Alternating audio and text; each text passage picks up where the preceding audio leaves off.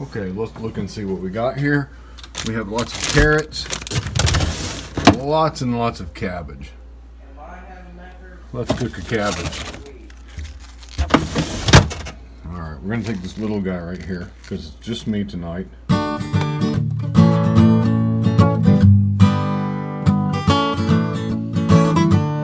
Okay, we're going to make some cabbage tonight. When you cook at home, you need to learn how to be self-sufficient with ingredients. You need to learn how to use the things that you have on hand. So often people think they got to have every single thing in a recipe. You don't have to. In the old days, the chefs would go to the market and whatever was there, well, that's what they had to cook with. So today we have cabbage and we have carrots, we have an onion, and we have spices. That's pretty much all we have to cook with. Oh, and I have some sausage too. So we might figure out what we can do with that too. So you got to cook with what you have and learn how to be a little bit adaptable. So let's get cooking. What I have today is a small cabbage. Into the compost bin. It's just me eating today, and there's no need to let a small cabbage go to waste. If you have a small cabbage, that's perfect for 1 or 2 people for a lunch or for a dinner. And my wife is not here tonight, so it's just me, and that's just enough, man. That's perfect. In fact, we're going to go ahead and cut it up. When cutting a cabbage, you have the core to cut around. You can do it a couple of ways. You can come in, take slices around the core and go in at an angle, or you can just cut the whole thing in half, and that way you can actually see the core in there. And then you can come in like so at an angle and cut that core right out of there. That's what I'm going to do. There we go. I'm just cutting it up in strips, nothing too fine. I have an onion on hand, sort of an old onion, but it'll work. Compost. Now when you have an older onion, some of the skin might be a little bit unusable. Let's peel that off. We're going to use everything we have. We're not going to neglect what we have on hand. We're going to use it all if we can. When you have an onion that starts to go bad, usually the inner core of the onion is perfectly usable. I think that's usable right there.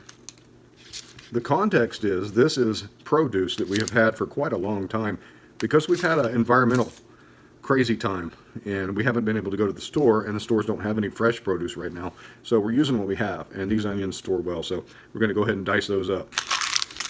Now I'm keeping my onions and cabbage separate because I'm not going to cook them all at the same time. I like my onions to be soft, and lots of people do. When you caramelize your onions and you brown them, you really highlight the sugars in these onions. Alright, so I have some carrots from the garden here, and I don't bother peeling my carrots. The peel actually has a lot of the nutrition in it, but I do chop off those little loose ends like that.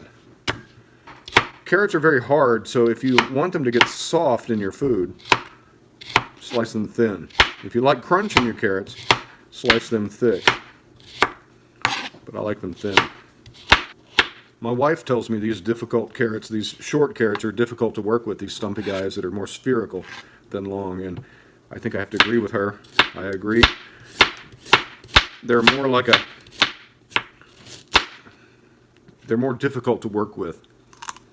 But they're tasty. You want a carrot? Oh, yes, ma'am. Good girl. Okay, now garlic can store a long time, but sometimes you see these little green tips coming up on your garlic. It's perfectly okay to use. Sometimes you find garlic rotting a little bit. Yeah, that's okay too. You just cut it off. Make use of everything you have. Smash your garlic and the peel comes off just like that. And all that that dried kind of rotten part right there, we're not going to worry about that. It'll be just fine. Same thing here. Just crush it and the peel comes right off. And the inner portion of the garlic there, that is good. You can, if you don't like the green part, get rid of it. The little stump part, the end part, you can get rid of it if you like. But, yeah, garlic, man. Gotta have garlic. The thing about garlic is it has a component called allicin, A-L-L-I-C-I-N.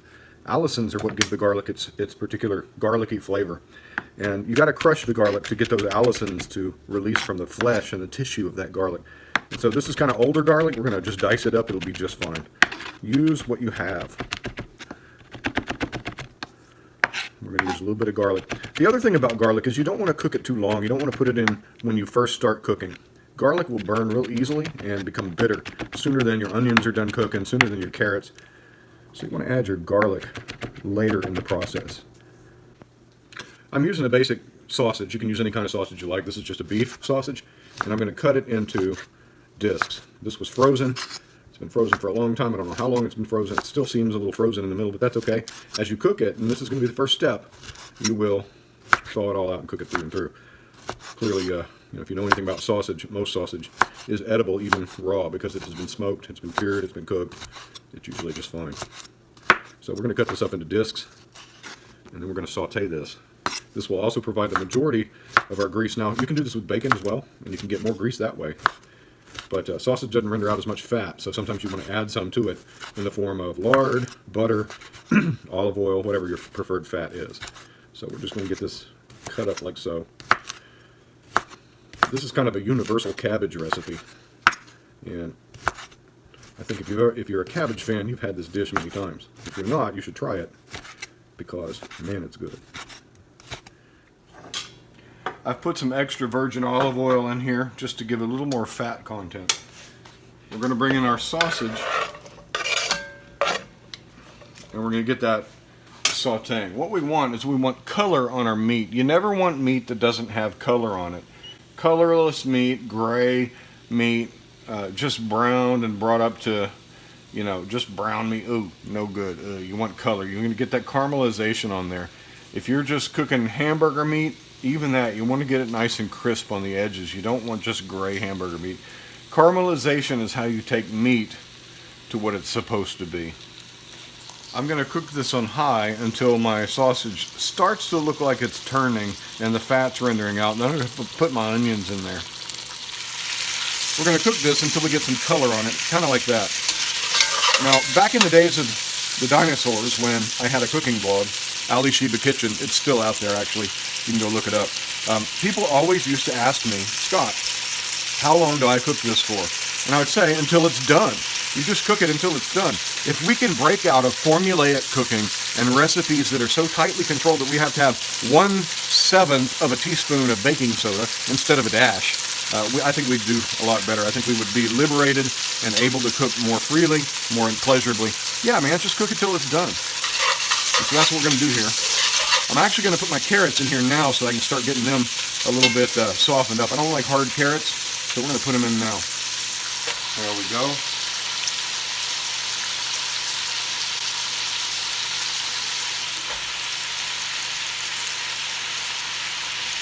Put the onions in now.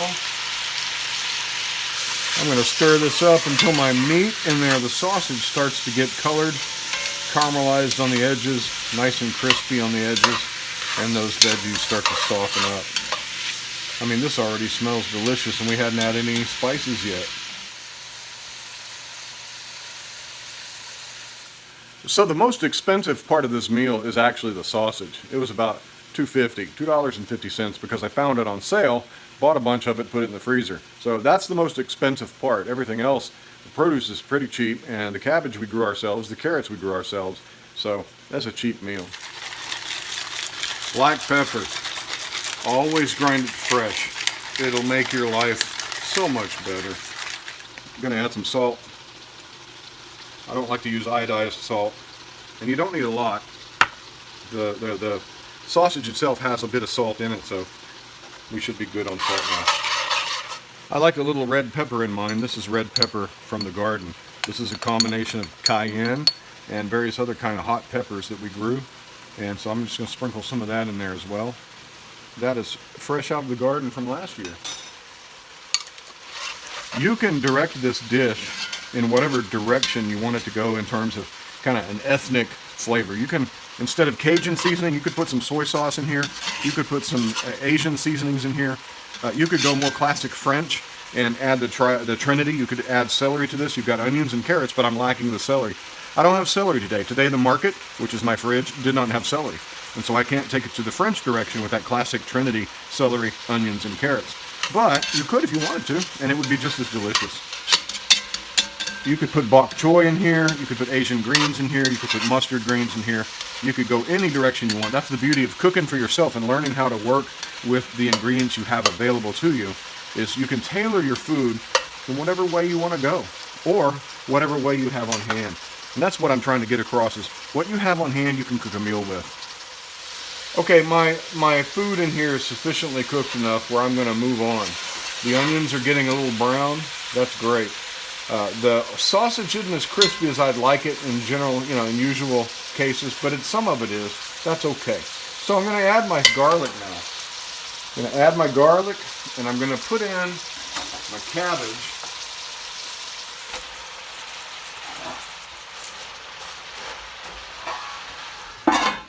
There we go. And that will steam the cabbage and the garlic. Those juices will come out of there, and we'll have a delicious meal in no time. I'd give it, 10 minutes, and we'll check on it and see if it's where we like it. Like I said, times, well, you cook it till it's done. Here's another tip. If you clean as you go, life is easier. Now, depending on how you like your cabbage, if you like it crispy and crunchy, then you want to cook it less. If you like it floppy and mushy, cook the heck out of it. So we're going to let this go about maybe 10 minutes. Guess what we turned up at the market? Some diced tomatoes were in the pantry. So we're going to add these into our mix just near the end of cooking, just to give it a little bit of juice, a little bit of flavor, some savoriness, the sweetness from these tomatoes. Yeah, we're going to add these in, but we're going to let that cabbage steam down for a bit first. All right, let's see where we are. Oh yeah, everything's getting wilty and soft. This is about the time. See, we haven't added any stock or any water to this, yet it's steaming in its own juices. But now we're going to add our diced tomatoes. And I've taken about a third of the juice out because I just really want those tomatoes in there. And wow, that'll add a dimension to this that I didn't expect when I started off cooking, but I'm glad I found these in the pantry. Oh yeah. We're going to let this steam off for another 5 minutes. It's just about where I want it. You want to stop cabbage about a fourth of the way through the cooking as to where you think it should be, because as the heat retained in the cabbage sits there, when you stop the heat here on the stovetop, it's going to keep cooking it. So stop it a little early. All right, let's serve some up. That's perfect. Wow, look at that. It's going to be nice. There's still a little bit of crunch in that cabbage, but it's soft enough where even if you don't like crunchiness in your cabbage, you can eat it. That's awesome. The smell is so delicious. If you like cabbage, this is a classic way of cooking cabbage. Frying it up with some sausage or with some bacon or with some kind of meat that has fat in it, and just basically frying the meat and then sautéing the cabbage in its own juices. And that's a good meal right there. That is a hearty meal. That'll keep you alive in tough times right there.